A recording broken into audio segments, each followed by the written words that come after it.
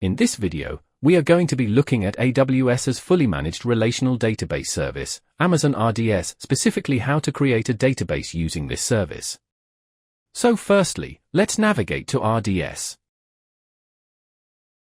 Then let's create a database. Now we will select MariaDB in this use case and we will go for the development test template. Typically you will want to start with the sandbox and work your way up to production. But in this case, we will just stick with this. Let's give it our identifier. So let's put in my database.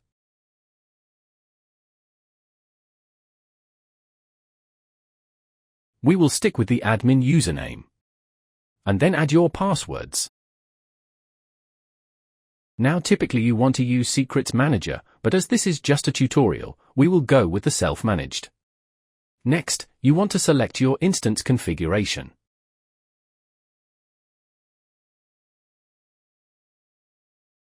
We will go with a burstable class. You may want to change this dependent on your use case.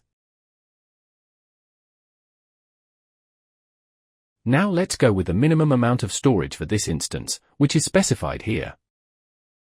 And we'll go with the standard GP3 storage type. Now let's create a standby instance as a good practice for high availability and data redundancy.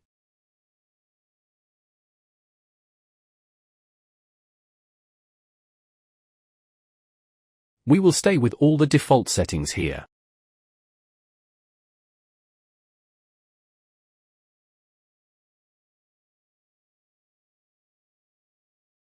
And we will have a standard database insights and enable the performance insights. We're going to turn off the enhanced monitoring as we don't require that.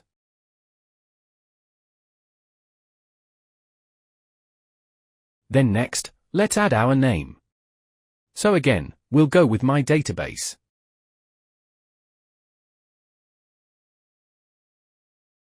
Now we are going to keep automated backups. Again, as a good practice to keep pointing to snapshots of our database.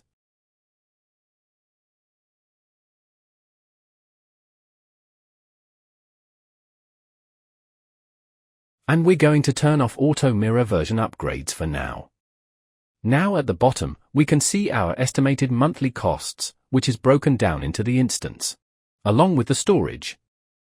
That's worth noting that this is excluding tax, so depending on your region, that will determine how much this will increase by. For example, in the United Kingdom, it is 20%. Then we are going to go and click Create Database.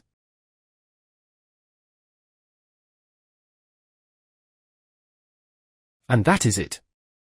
That is how you create a database using AWS's fully managed database service, Amazon RDS.